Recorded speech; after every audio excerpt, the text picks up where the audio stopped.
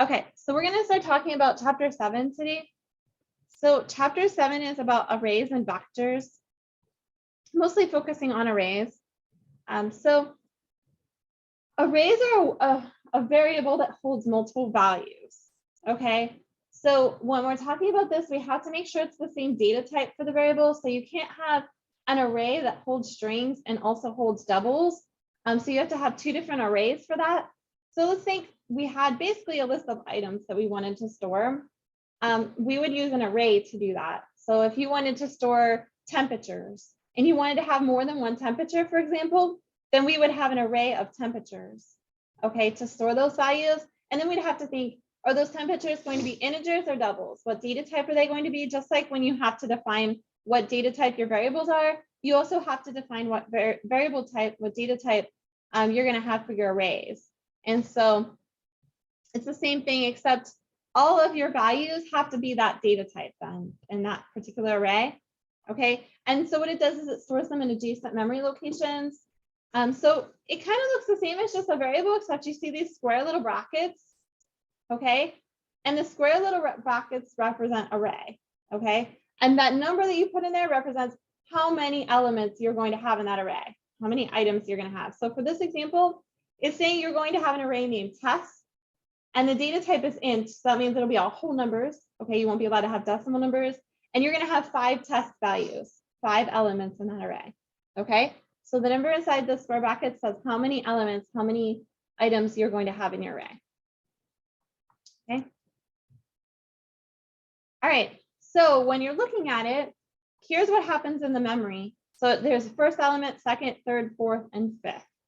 Okay. So again, we talked about int is the data type, test is the name, 5 is the size declarator. That tells you how large it's going to be, how many items you're going to have. They also call them elements. Okay. And depending on the size, that tells you how many bytes you're going to need. Depending on the data type, that also helps you calculate how many bytes. So an integer array of tests that has 5 values is going to be 20 bytes. Okay, because you have 4 for the integers. Okay, and then a long double array called measures would be 80 bytes.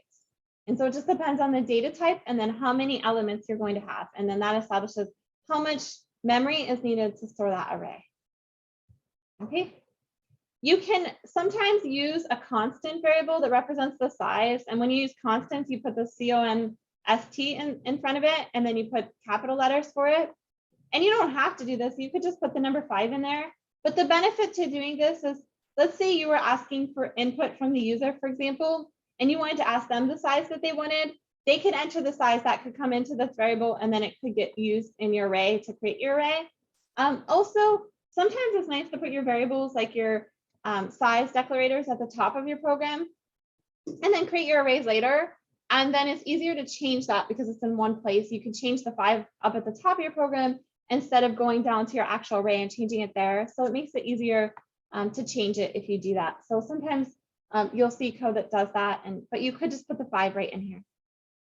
So it's easier for maintenance and also from getting input from the user. Okay, so this is the part that we have to get used to that's unique. We have subscripts that actually represent which number in the array or which element in the array we want to pull. Okay, so we have all these elements, we have these values in the array. How do we know which one we want to pull out? So if we had an array of temperatures, how would we know we want to pull temperature 2 or temperature 3 out of the array? How would we tell C++ that we want to do that? Well, we use the subscript. So you actually can see the name of the array and then square brackets and use the subscript to pull which one you want. The only problem is that the first temperature, for example, wouldn't be subscript 1, it would be subscript 0. So this is a unique way of looking at it because we are so used to counting at 1 that counting at 0 sounds strange. And it takes some getting used to. But I was talking to you about this before. Whenever we start counting things, like when we have a string, there's actually individual characters in the string, and they all actually get an index number. And so the first one actually starts at 0 when you're actually counting. So there's all kind of things that you can do with a string as far as manipulating the characters in it. And actually it starts counting at 0 and arrays start counting at 0. So a lot of times when we're working with counting and programming, we're starting the index numbers at 0. And so we have to get used to that. But that's why you'll see a lot of people, they start their for loops at 0, even if it's not necessary that they do that because they're not working with an array. They do that because they're so used to doing that. So a lot of people start at 0 and then they'll end early. Like if you were to say you wanted to do something 5 times, you would start at 0, but you would end before you get to 5, because if you counted 0, 1, 2, 3, 4, that actually gives you 5 times. So if you started a for loop at 0, you would end before 5 to go 5 times. If you started at 1, you would end at 5 to go 5 times, because you go 1, 2, 3, 4, 5. But if you wanted to go starting at 0, you go 0, 1, 2, 3, 4, and you would end before that. And so it takes some getting used to, because we are going to use for loops to go through our arrays, to put values into the array, to take values out. And we are going to have to start at 0 because of the subscript and how they're numbered, because they start at 0. And then you're always going to go to one less than the last number that you have for your array. So if you have 6 values, then you go less than 6. If you have 5, you go less than 5. Okay, does that make sense to everybody? It's kind of hard to get used to that. I think just practice, again, makes perfect. So we were just talking about this. If you had 6 actual elements in your array, then you would go to actual 5. You would stop before you get to 6. Okay, you always go n minus 1 because you're starting at 0. So just remember that if you were counting something, normally you would stop at the number that you actually are counting. But because we're starting at 0, you stop 1 before it because you added 1 more number to it. So it's just something to get used to. Okay, so if you wanted to put a value into a subscript in an array, you want to put it a certain value in there, like 79, and you want to put it in subscript 0, which is the first element of the array. This is how you would do it. So you would say the name of the array is test, subscript 0, and then you would say, okay, put whatever value you want to put in there. So this will put 79 in there. What if you want to print the value that's at subscript 0? You can do like a cout and say the name of the array, and you put the subscript by putting the square brackets, and you put whatever number you want. So subscript 0 would mean the first value in the array, the first element, and subscript 1 would be the second element. So again, you have to get used to counting at 0, which is unusual. You can also do arithmetic with array values as long as you're working with a number array like integer or double. So what this would do is actually take the value, the element at this location, which is subscript 0, which is the first one, and then the value, the element at subscript 1, which is the second one. So it would take the element from the first subscript of the array and the element from the second, and it would add them together to get whatever value you get when you add them together. And then it would actually store it in the subscript of the array. You can't just say the name of the array without putting the subscript, because that's like, you have an array of tests. So you have multiple values, you have multiple elements in this array of tests. So you can't just say test because it doesn't know which one to pull. And you might think it'll just pull all of them for you and give you like a list. But in order to get it to pull all of them, you have to actually have a loop to loop through all the values. And the for loop is perfect for that, because you can say start at 0, go until this, and go by ones. And so you can cycle through the for loop one by one, printing or putting values into an array. So you can't just say cout in the name of the array, because it's not going to print out all the values in the array. It's not going to work for you. It's going to give you a compiler error. Okay, everybody with me so far? Okay, so here's an example. You could have used a loop for this, but basically this is going to be an array of hours. You can see here, and it's going to use the size declarator here, which is 6. So it's going to have 6 values. Okay, but you see here that when you look at what we're putting into the value for this array, the values, you have a cin for the first subscript, which is 0. You have a cin for the second one, which is 1. See how we started 0 and we go to 5? But that's actually 6, because if you did 0, 1, 2, 3, 4, 5, that'd actually be 6 values. So that's what the 6 is about. You can actually get 6 hours in there, 6 different hours. But you have to get used to starting at 0 and going to 5. Again, you could use a for loop to actually take in this input and put the values into the array. But this is a nice way to look at, one by one, what the actual subscripts are for putting the data in there. Does that make sense to everybody? Okay. And then if you wanted to print them out, again, you could use a for loop to do this, but again, it's nice to see all the different subscripts. So the one was entering it, doing the CN and getting all of the hours in the right locations.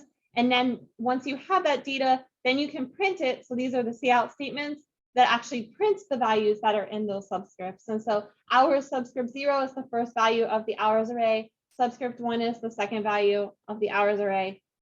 And it's just gonna, let's say you were to enter 20, 12, 40, 30, 30, 15, it's just gonna put that back out for you.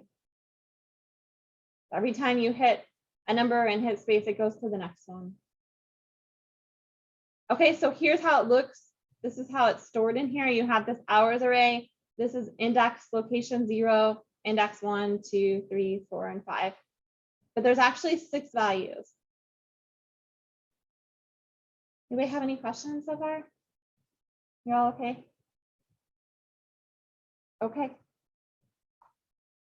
All right.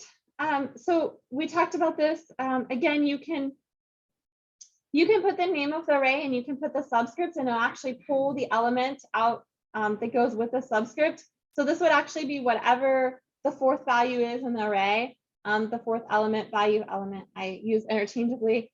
Okay, so you can use just a number here, or you can use a variable that is going to represent a number. So in this case, you have a variable I that's 5. And so test index I or subscript I, whatever you want to call it, index or subscript, represents 5. And so it's just going to pull the subscript 5, which is actually the 6th value in your array.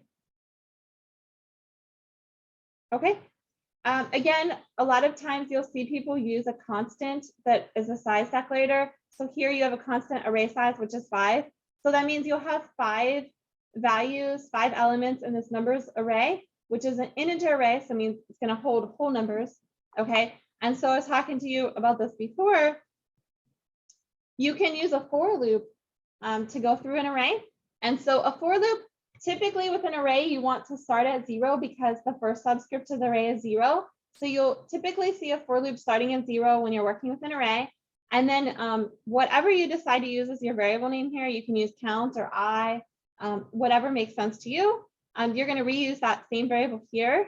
And then you're going to say less than whatever the size of the array is. You don't want to say less than equal to. The reason is because, again, if you're starting at 0 and you have 5 values, you actually want to go to 4, including 4, but you don't want to go to 5 because if you went 0, 1, 2, 3, 4, you would actually have 5 values. So you don't want to include 5. So you want to make sure you don't put equal to here. Okay. And then you have to just do count by ones if you wanted to get every value of the array. So typically for an array, you will see the same setup for the for loop. The only thing that will change is whatever the size is here. And whatever you want to call this variable here, a lot of times we'll call it I. You can call it count, so that's fine. So what's going to happen here is it's going to take this numbers array and it's going to use whatever count you're on. So the first time it's 0. So the subscript 0, it's going to put 99 in there. So it's going to put 99 as the first element, the first value in your array, the numbers array. Then it's going to move the count to 1. So it's going to take and put 99 as subscript 1, which is the second value. And then 99 is subscript 2, which is the third, and 99 is subscript 3, which is the fourth. Okay, and it's going to do that for all 5 values. And so this loop is going to walk through and put 99 for all 5 values. Okay, everybody with me? They're all going to get set at 99. So you have 5 values in your array, and they're all getting 99. That's what this does right here. Okay. All right. So again, you can change these names if you want to. I'm not in love with how your book doesn't initialize this variable. They did back here actually, because that happens a lot. I see students leaving that off, and I think it's because your book does that. I'm not sure why. I know you can do that. That's not my favorite style. But you know, here you have to put what variable type count is. So I'm not really sure why they took that off of here, because if you don't put it here, you have to put it up above. You have to say int count. A lot of times you're not going to use that count outside the for loop. So there's no real reason to declare it before the for loop unless you're going to use it outside the for loop. So as far as I'm concerned, I would rather have you just put int count right here, just like they did here. because there's no real reason to declare it above unless you need it outside of the loop. If you need it outside the loop, that makes sense because then it will be available to you. If you declare it in here inside the loop header, it's only local to that for loop. But most of the time you don't want that count outside of the for loop anyways. So I like doing it here. And I think that that is more, widespread. A lot of people do that. That's more the norm, unless you needed that variable outside. So I'm not sure why they took it off of it here, but I know sometimes they do declare up above. And if you don't need it, you don't really need to do that. So I'm not in love with that, but that's okay. Okay. All right. So if you have a global array, everything is automatically initialized to 0. If you have a local array, then they're uninitialized. So you'd have a problem if you tried to print them. Okay. You can, if you know what the values are, you don't have to use a loop to put the values in, or you don't have to go one by one and put each value into the correct subscript. You can, there's an easier way to do that. So in this case, you can create an array that has 5 values, and this is how you put the values in there. This is another way to do it. So it's a list. This actually is a curly brace here and a curly brace here. I know sometimes students will put parentheses there and that doesn't work. So those are actually curly braces. And then you just put a comma to separate the values. If you were doing like a string array, you would put quotes around each value. But if you're doing like an int array or a double array, then you just put the values separated with a comma. Okay. You cannot put more values than the size of the array. Like if you see the size of the array is 5, you don't want to put 10 values in there, if that makes sense. If you don't put enough values, then if it's a global array, then it will actually just initialize the rest with 0. Otherwise, if it's not, it'll get uninitialized. So just be careful you put the right number of values in there when you're doing it. Okay, so here's an example. You're going to have 12 months. So the size declarator is 12 and it's written as months as the variable name. So then you have the values for all 12 months. So how many days are in the months? And then here you have a for loop that goes through. So you can see start at 0 because your subscript's going to start at 0. As long as count is less than months, which is 12, because you always go one less than the number than the size declarator. Okay, you always go less than the size declarator. Don't go equal to, go less than. Okay, and you always want to count by ones because you have to get every element of the array, every subscript of the array. Okay, so then what's going to happen is you're going to print the month and how many days it has. Now you might be saying, why did you do count plus 1? Because if you didn't, it would actually say month 0 has 31 days, month 1 has 28 days. And, we don't typically start counting at 0 when we're counting in everyday life. People don't understand that the computer starts counting at 0. And that wouldn't make sense for our months because we start counting at 1, right? Not 0, like January is not 0, it's 1. So we need to add 1 because we're off by 1. So always think when you're printing it for other people to look at, if you're printing the subscript number, always add 1 to it, because for other people, they don't start counting at 0, but we start counting at 1 in everyday life. So we have to add 1 to it.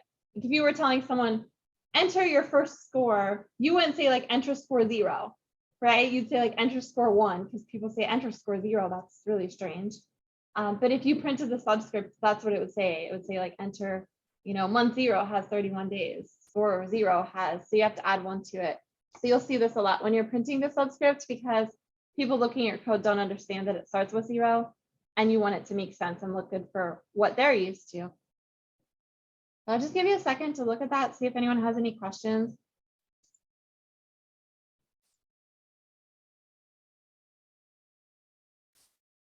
Everybody okay? Questions? Is this making sense? No. Okay, that's good, that's good. All right, so again, we talked about this. So if you, don't fill in your array with the values, then it'll just set them as 0. So if you only fill in the first 4 values, but you actually have 7, then it will just get 0 for the rest. So you don't really have to, if you're going to put the values in this way, you don't really have to say the size because it knows the size based on how many values you put in. So you can leave that off if you want to because it knows the size. So it knows you have 4 values, so it knows the size is 4. If you are going to put them in through a loop, and when you create your array, you just say like int quizzes and you put the square brackets and you don't put the values in there, you do have to say the size, because if you don't say the size, C++ doesn't know how much memory is going to be needed for this array. It needs to know the data type to know how many bytes will be used, if it's going to be an int or a double, because a double takes up more room than an int, for example. And it needs to know how many elements, because it's going to take whatever data type it is and how many elements to determine the size that's needed for that storage space. And so it does need to know that. So it either needs to know the values or it needs to know the size ahead of time. And you can't change the size of an array. That's one bad thing about it. Once you establish that an array has 4 elements, you can't add more elements later. Okay, so you declare the size of the array and it has to stay that size. Okay. So there's no bounds checking in C++. So what does that mean? If you put too many values in your array, they actually just wind up as garbage pretty much, because it doesn't know what to do with them. So let's take a look at code just to see what this is saying. So let's say you're going to create an array named values. It's an integer array and it has a size of 3, which means it should only have 3 elements, 3 values. Okay. So if you're going to try to store 5 numbers in a 3-element array, you're going to have some problems, right? So if you have a for loop that goes from 0, because you have to get the first subscript to the array. Again, I'm not sure why they declare count up here. You can just put int count down here. That kind of bothers me. That drives me crazy. But because then, you know, if you're following this example, you might forget to actually declare it up here. I don't know why the loop counter variable isn't just declared down here. I will probably change that in the future, but we will leave that. So count starts at 0. Count is less than 5. So it shouldn't be less than 5. It should be less than 3 because there's only 3 elements. But if you say less than 5, then it's going to go 0, 1, 2, 3, 4. And it should only go 0, 1, 2 because there's only 3 values. So what happens is when you try to put 100 in all of these spaces and you don't have 5 values, you only have 3 locations for values. Here's what you have set up for your array. And here's what you're trying to do. So you filled in the first 3, and then you had these extra ones. Well, these actual subscripts don't exist. Values subscript 3 and 4 don't exist. So this just gets written as garbage, and it can mess up your memory and mess up your program and everything. So it lets you do it, but it could cause problems later. So you want to try to not do that. Okay. All right. So try to make sure your subscripts are correct. Make sure your for loops always start at 0 if you're working with an array, because your array starts at 0. Make sure you're going less than the size of your array. That's why it's nice to use, when you're creating an array, instead of just saying 3 in there, it's nice to use a variable, because if you put the variable, you use it for your for loop instead of using the number 3, then it's easier to change, because if you change the variable at the top of your program, it also changes your for loop to go that many times.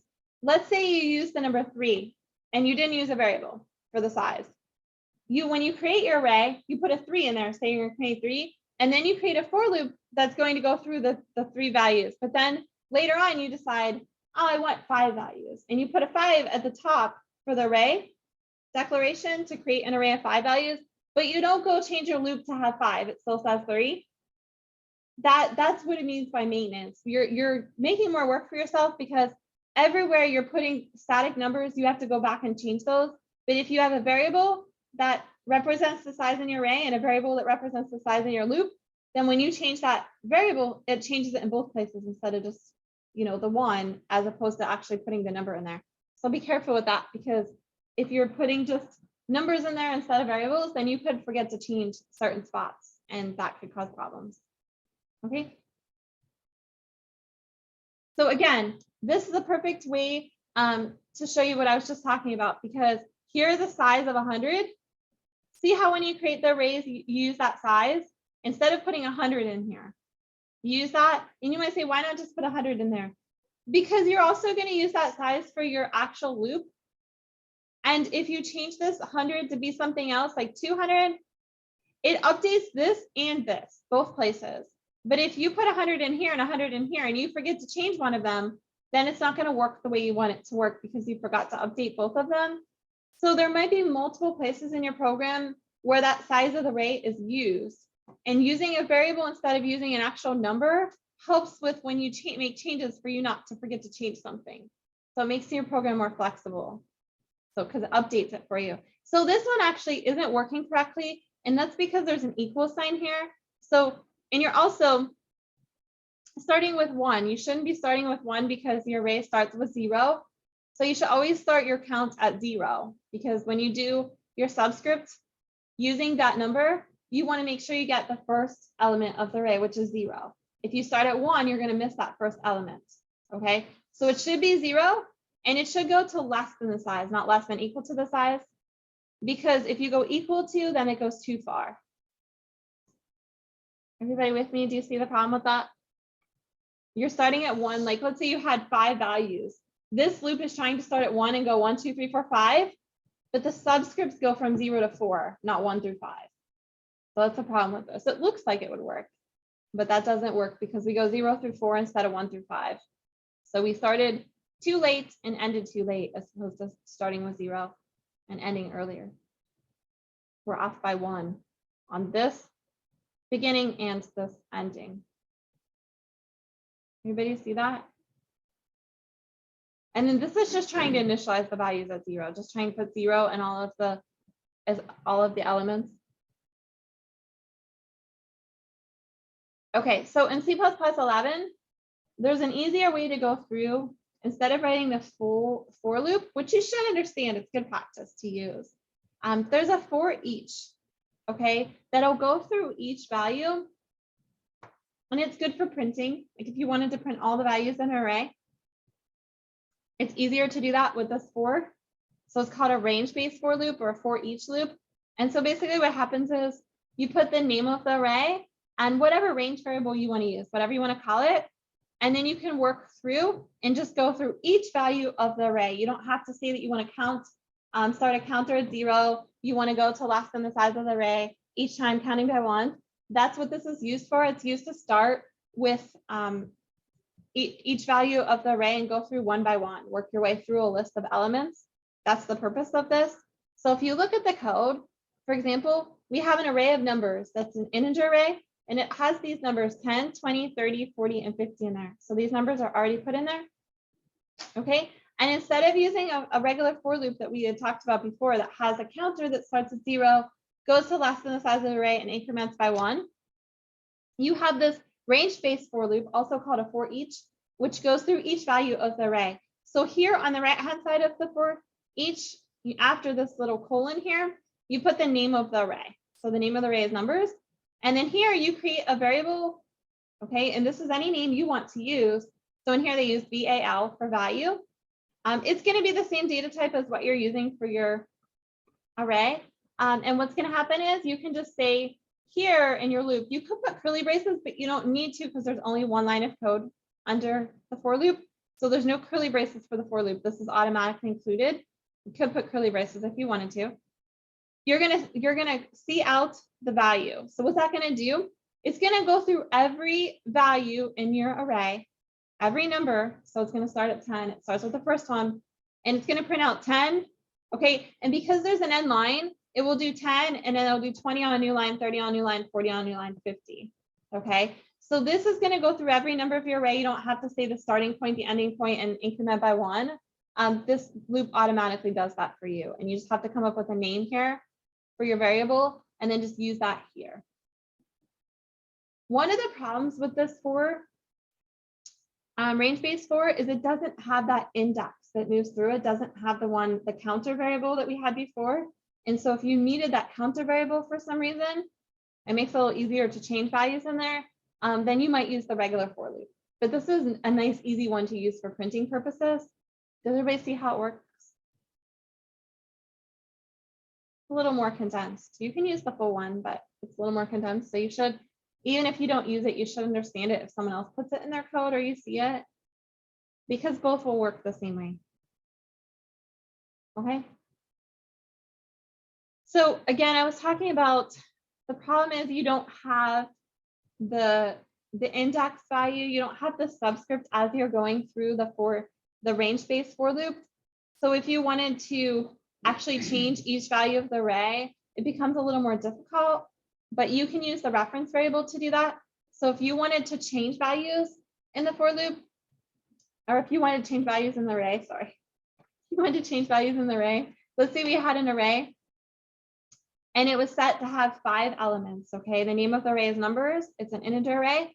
And if you wanted to put the values, the elements into the numbers array, you can do it this way, except you make this a reference variable. And then what happens is when you enter a number in here for VAL, it will actually put it into the array for you, okay? And then if you want to print it out, it's even easier. You don't have to use the reference variable. You just write it the same way I was showing you before. So it's a lot easier to print. You just have to keep in mind you have to do this if you want to write to it. Okay.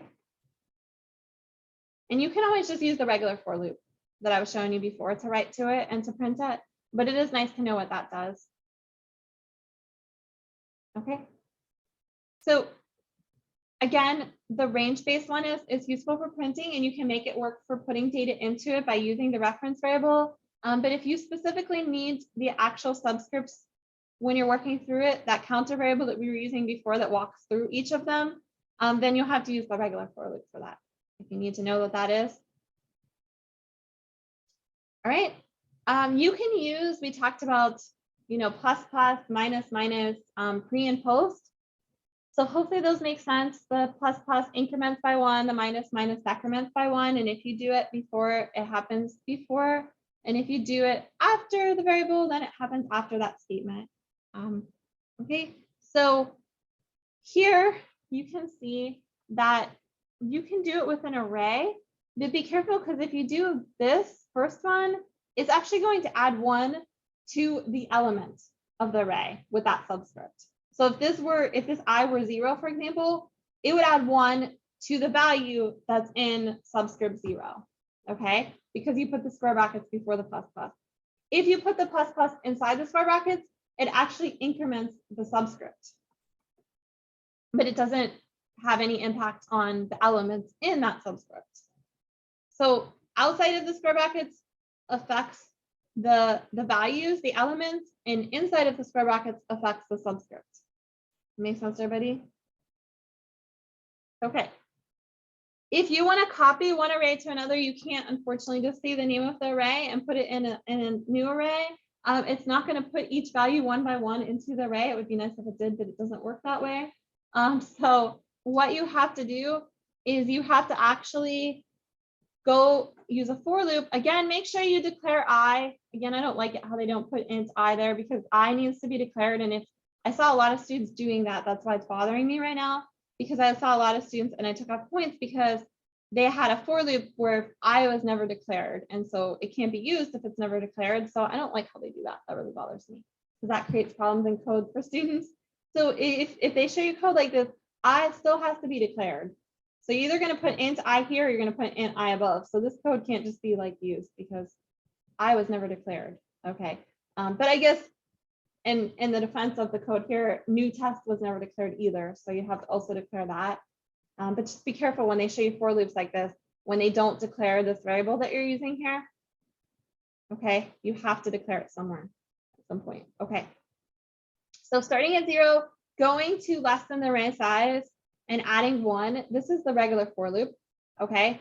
And what you're going to do is you're going to take each value, whatever index location, whatever subscript it's at, and put it into the new array index location, same index location. So pretty much you're going to take test array subscript 0, whatever value is there, take that value and copy it into new test array subscript 0. So it's going to take the value from the one array in a particular subscript and put it in the new array in the same subscript. And then the loop is going to increment I by 1. And then what's going to happen is you're going to go to the next one. It's going to take the next value. It's going to move it to the next one. Okay. So one by one, it's going to move through. Once you learn that a for loop starts at 0, goes to less than the size and increments by 1, it makes your life a lot easier with working with arrays. because that's what you use to put values into the array, take values out of the array, copy arrays. And so you won't put a regular number here. You won't put a static number here. You're always going to use a variable, because each time it's going to be a new index, a new subscript. Subscript and index are the same thing. So I use them interchangeably because you'll hear both of those used. Same thing with element and value. Okay, so you have to go one by one. That makes sense to everybody?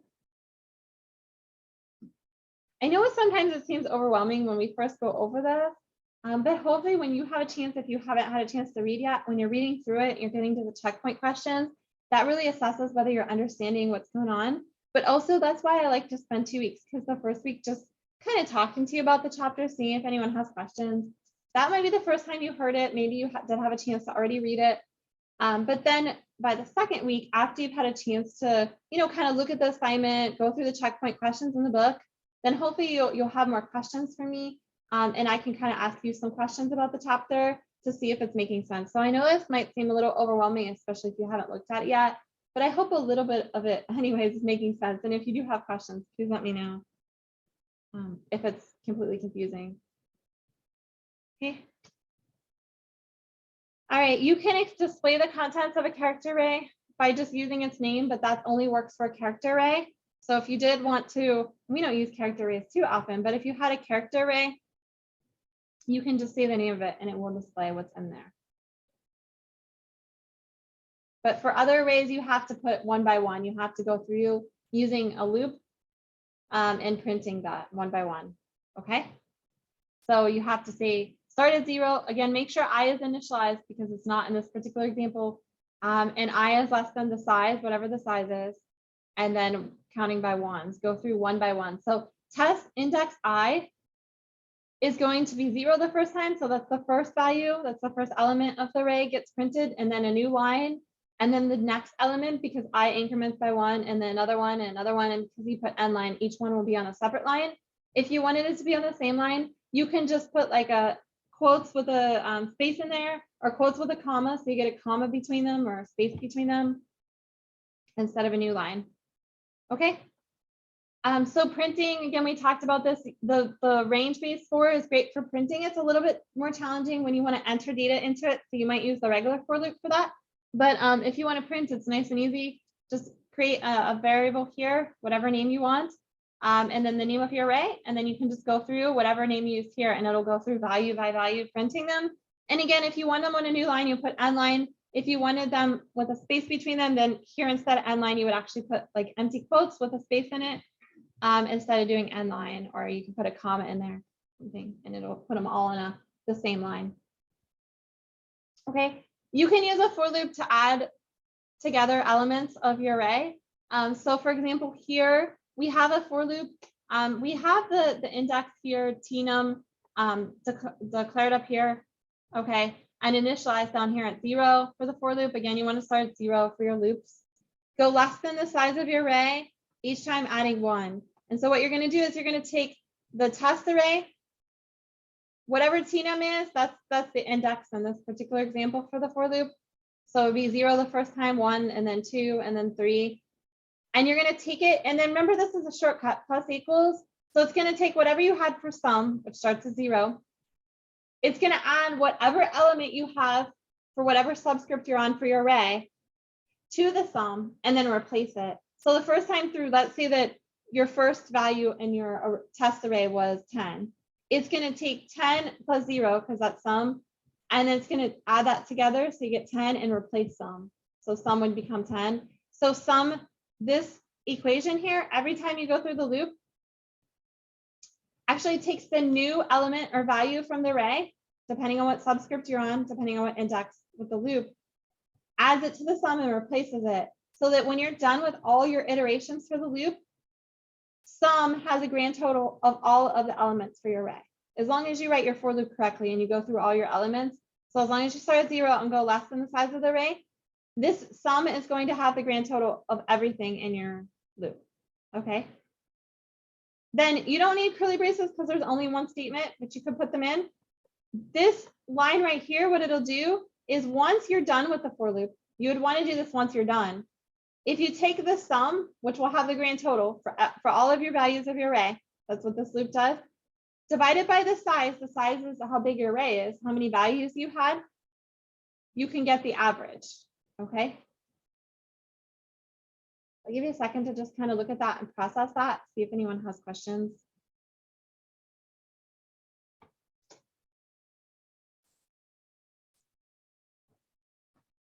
Any questions? Okay. You can also use the range base for, so same idea, except now you're using the name of your array. You're creating a variable here. They've just been using VAL value. And then you can just take that value and add it to the total. You could use the same name. You could use sum. And then here, there's no curly braces because there's only one statement, but you could put curly braces around the for loop contents. And then here, you just take the total, which was the sum in the previous program. So total is just a different name for it, divided by whatever you have for the size of the array, which here is called number of scores, which gives you the average. So it's going to go through and take each value of the score arrays and add it to the total. And because this loop is going to loop through all of the elements of the score array, then at the end, your total will represent the total of all the values of your array. Everybody see the difference between those two examples? One might make more sense to you, so that's probably the one you're going to pick to use, but you should understand both of them. And whichever one you choose to use is fine with me, as long as it works.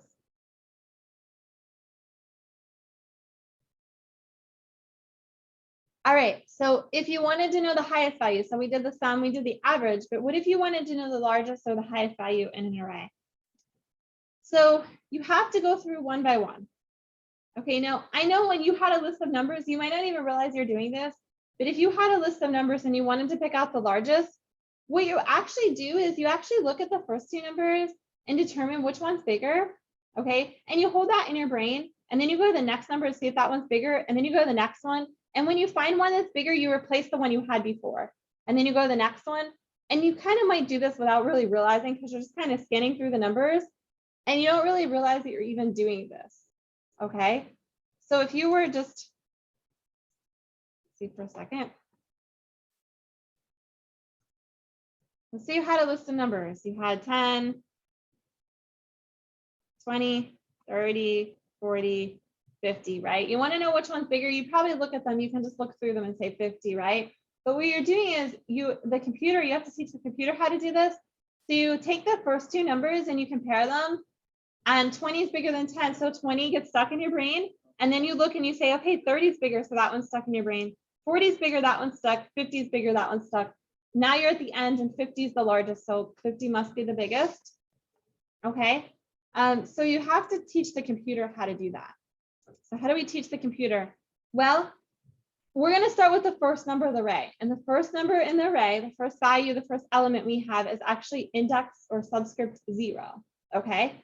So if we save that number as being our highest, that'll give us a comparison. So just like I was before, I was starting with the first number in the list that I had, which was 10.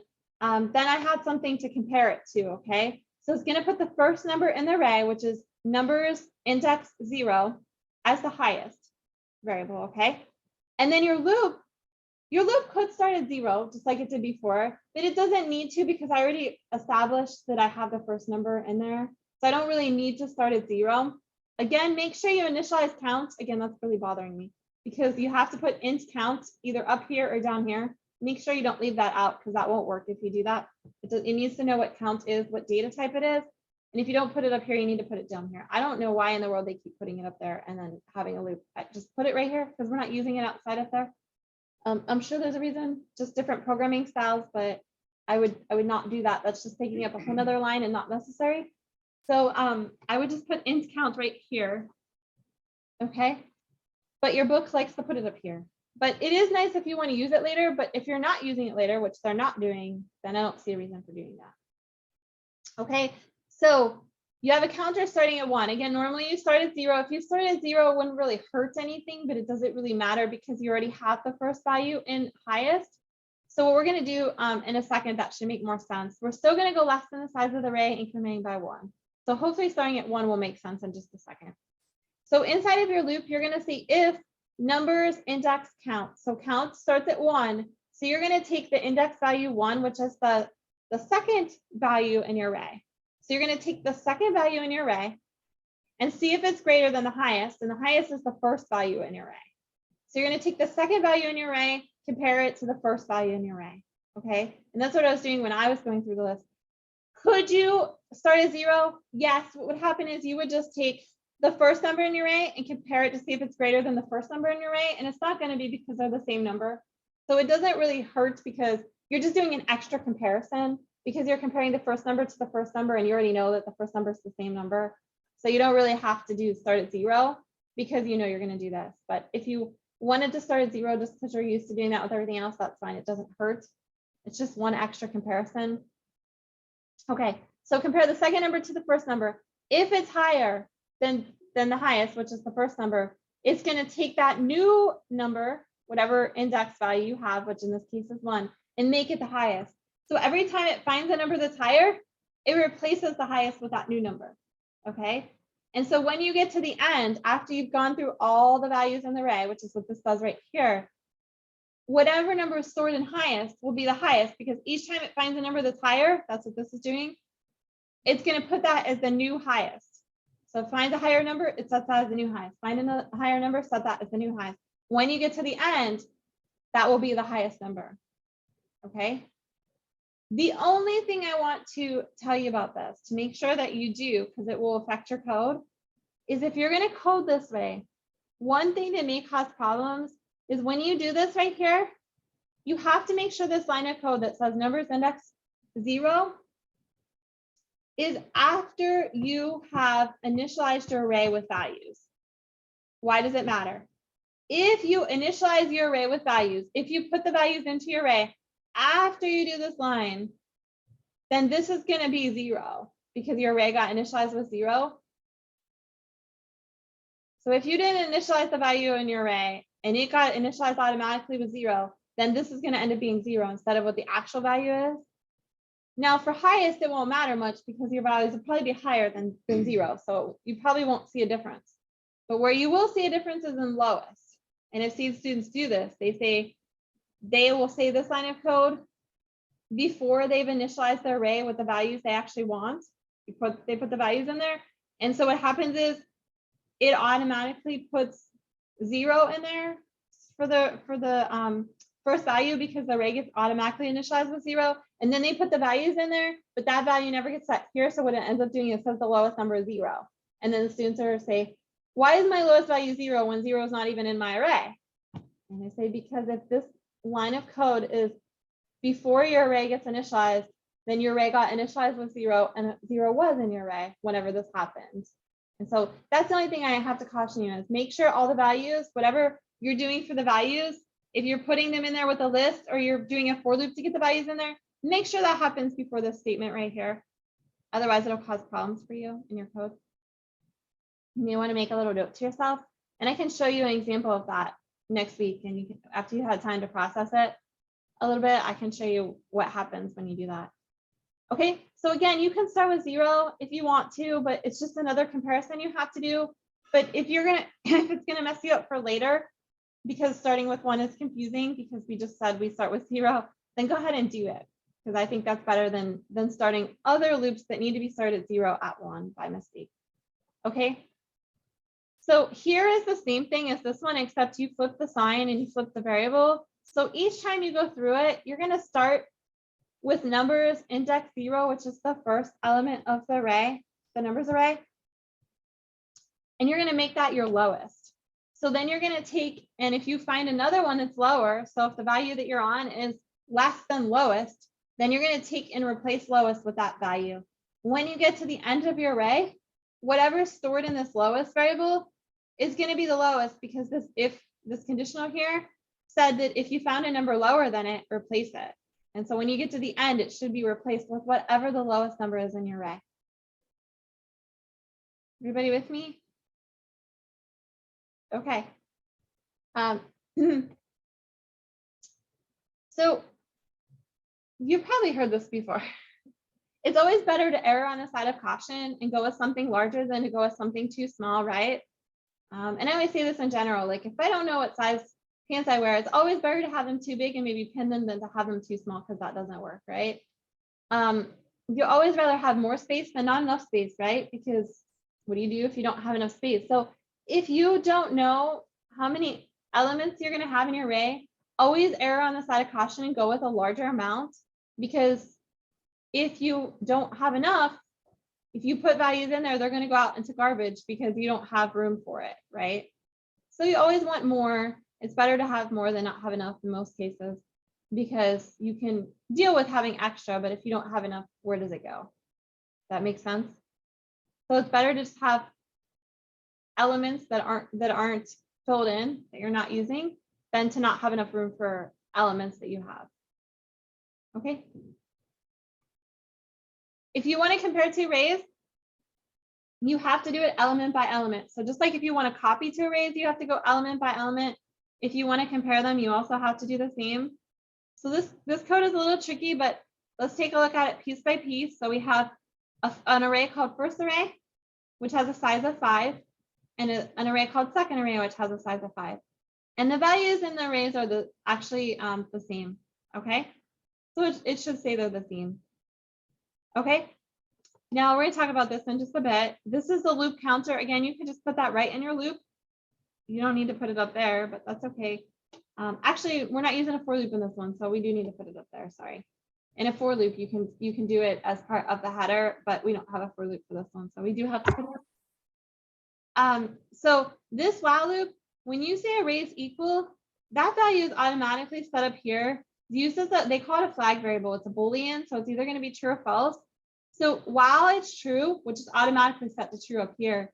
So while that's true, you don't have to say equal equal true. It's automatically, if you put something that's a Boolean, that means true. If you don't put equal equal true, that automatically represents true. So if you say while array is equal, that means while it's true. Okay. And count is less than size. So the size is 5, remember? So count starts at 0 and it's going to go less than size. Okay. Now, this loop is going to go because it's true the first time and we're less than size. So we get in here and we say, if the first array count, which is 0, so take the first element, is not equal to the second array count. So if they're not equal, then go ahead and make arrays equal false. Because if arrays equals false, then my loop is going to stop, right? Okay. Then add one more to count. So we go on to the next element. Okay, so you need to make sure you have this incrementing of counts, because you don't have a for loop right now. The for loop automatically did that for us, but we have to make sure we have this, so we'll never stop this loop. Okay, so when we look here, if we were to get one that wasn't equal, we can stop the loop because arrays equal would be false. And with an and, we have to have both of these be true to keep going. So even though we haven't reached the end of the array, if this is false, we can stop this loop, because one of them being false with an and makes the whole thing false. So the loop stops. If the loop stops, when you get down here, if you say if array is equal, well, array is equal is set at false if you found one that wasn't true. So it's automatically going to print arrays are not equal. Okay, so let's say the first value, for example, it's not true, but let's say they weren't the same. This if statement would happen, that would stop the loop and it would come down here and say they're not equal, because arrays equal would be false. But in this case, they are all the same. So what's going to happen is it's going to go through each value, and arrays equal is not going to get set to false, because none of this is going to happen because this conditional is not true. And so it's just going to go through looping each value. And because they're all the same, this conditional is never going to happen. And so when you come down here, arrays equal never got set to false. So it's going to say they're equal. So as soon as you find one value that's different from the other array, then arrays equals get set at false. And that's true, because if one value is different, the whole arrays, they're not the same, right? If one value is different. So we don't need to keep going through all the values. When we find one that's not equal, we can stop and say they're not equal. But if we get through the whole array and all of them were equal, meaning arrays equal still true and not false, then we know they're equal. We can say they're equal. I'll give you a second just to look at that, make sure everyone's okay, or see if anyone has questions.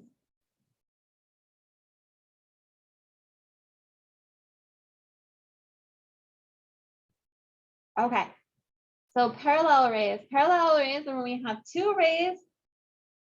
Think of like parallel lines, okay? Two lines that go next to each other. Parallel arrays are when you have two arrays, and what you do is you can use them to store different value types. And they don't have to be different data types, they can be the same. But let's say you wanted to have a list of students' names and you wanted to have a list of students' scores. Okay, you can use parallel arrays. One array can be a string array that holds their names, and can call it names. And another array can be their scores. It can be double, so you can do decimal for scores. And how do you actually connect the two arrays? You use their index, or what's called their subscript numbers. So you can put a name for student Bob, for example, as the first name, and then you can put Bob's score in the second array, okay? And then when you access index 0, you know that's Bob and his score, because you know index 0 is going to be the student connected with the score, okay? So if you put the names in order and the scores that go with the names and they're in order, then the index number you're using can connect both of them. And it can be related, right? So you can have arrays that are related based on index numbers. If you're putting them in order, they have to be in order. So the index number has to be, you have to be putting like Bob and then Bob's score in the same index value for the next array. And you can use a loop to do that. It's really nice because you can actually say, okay, the name index 0 in the loop, you can use I, but let's just say it's 0. And then you can say score index 0, put in the score.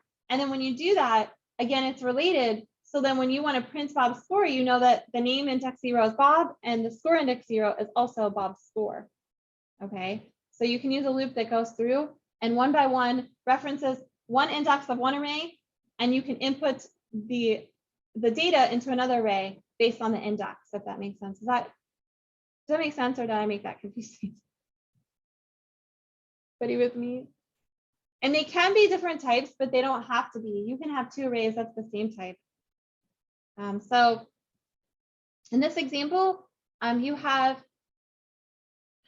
an ID array that has a size of 5, and your arrays, your parallel arrays are going to be the same size so that they can be connected. So they should be the same size, because remember, the index from one array is going to represent and connect with the index of another array. Okay, and then you have another array, average, and another array for the grade. So what you're doing is the ID is the student ID. So when you do this loop, it's going to start at 0 because all your loops start at 0. They put the initializer here. They initialized it. They declared it there. That's okay. That's normal. That's what you normally see, unless you have a reason for declaring it up above and needing that I variable outside of the loop, which is very seldom. I would say it's more so that you don't need it. You don't need to declare int I up here. It just makes extra line of code up there. So, and some people forget to do it, and that's not good. So int I equals 0, start at 0, I is less than size, I plus plus. Okay. So student ID I is 0 when you start. So this ID for the student, whatever you enter, or whatever you output, actually, you're not doing input, whatever you output is going to get ID index 0.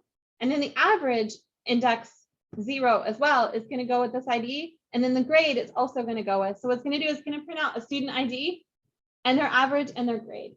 And all of that goes with the same student. And how is it connected? Well, they all have an index of 0, this particular student. And then the next student has an index of 1, and the next one index of 2. So they're all related as long as you put them in order. As long as you know that index 0 represents one student. And so across the different arrays, ID, average, and grade, you keep all of that data in index 0 for that particular student. Does that make sense to everybody? And there's better ways of doing this. When you take a more advanced class, you'll learn of better ways to do this, but parallel arrays are one example, and you should know how they work. But maybe not the most efficient way when you are going to store large amounts of data that's connected, but it does work for simple examples like this. Okay. All right, so here you can see again, you have parallel arrays. So you have an hours array, which has 5, okay, employees, and a pay rate, which is going to go with the 5 employees. So again, they're going to have the same number, because a parallel array should have the same number. Okay, and then here, what you're going to do is it's going to loop through starting at 0. And then it's going to go through all the way to the number of employees, which is 5, looping by 1. Okay. So when you do this, hours worked by employee number, remember that when you're talking to someone or you're printing something for someone, you want to do index plus 1. You don't want to just do index because you don't want someone to see hours worked by employee number 0. Does that look strange when people look at it? They don't want to see like you're starting counting at 0, even though like that's what we're doing. We don't want the person that's inputting the data to be confused. So we say plus 1, so it says employee number 1 instead of employee number 0, because people in everyday life don't start counting at 0. So we have to account for that. Okay, and then same thing, hourly pay rate for employee number 1 instead of employee number 0. I mean, if you just did index, it would say 0, but we want to start at 1 when the person's looking at it. But we don't want to actually affect the index or anything in the array. We just want the person looking at it for them not to be confused. So that's why for printing purposes, we print 1 more so that it doesn't confuse the person. So here you can see that here we start with 1 instead of 0, just because we don't want it to be confusing. So they can enter the hours for employee number 1, and they can enter the pay for employee number 1. And then these are connected because guess what? They're in index 0. Even though we started with 1 as far as printing, they're in index 0. So when we go to print them, we are going to print the right index value. Now we're going to add 1 to it so that they look, it can say employee number 1 here when we print it. But they're connected. See how we're actually using hours of index 0 and pay rate of index 0, which is the same person, right? Same employee. We're multiplying those to get their gross pay so we can print that information off. And again, we're going to call them employee number 1 instead of employee number 0 for printing purposes. But we can multiply these. We know that index 0 is the same person, and we know that index 1 is the same person, because when we entered the data, we just told them to enter it, and we're putting it into the same index value, even though it's 2 different arrays. Is everybody with me? You can use 2 different arrays as long as you use the same index value to access them. And then you can do things like this. You can have an equation, make sure you use the same index value for both, and it'll represent that same person. Okay, so they're connected. So employee 1, which would really be 0 when you're talking about the coding, that's index 0. These 2 are connected. See how it's actually hours 0, pay rate 0, but we're going to call it employee 1. So it makes sense to people looking at the code, or not looking at the code, people looking at the output. Okay, and then hours 1 and pay rate 1 is connected, and same thing here. So on. Give me a second just to make sure everybody is okay with that. Okay, any questions? It's a lot to kind of take in, right? Yeah, okay, I know.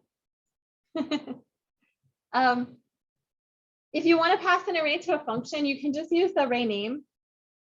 So if you had a test array and you wanted to pass it, you can just say test. When you're actually creating the prototype and you're creating the header for the function, you're going to put, for the prototype, you're just going to put the square brackets. But when you're creating the header for the function, you're actually going to put the data type for the array. Okay. A lot of times when you're passing an array to a function, you also want to include the size of the array, so that if you're going to use a loop in your actual function, you know the size of it so that you can know how many times to loop that, make that loop go so that it can go through the array. If you're going to do that, then it would look like this. You would put another argument in there for the prototype, which has the data type in there. And the second part, the array size, isn't an array. So you just put the data type. And then here in the actual header for the function, you put the actual data type and the name. So here's an example. You have this new function called show values. It's going to take in an array, an integer array, and it's going to take in a size of that array. And what it's going to do is, of course, your for loops all start at 0, go less than the size that you're bringing in, incrementing by 1. It's going to print off that array that you have 1 by 1 with a space in between. So if you're, it's going to print off the integers. So this up here, you have this array called numbers, and it has these values in there. So if you want to pass that array to this to print them, you would just put the name of the array here and then name numbers here will go down here to this nums array, and then it'll be used here. And then the size here, 8, will get passed here to size, and then it uses that for the for loop here.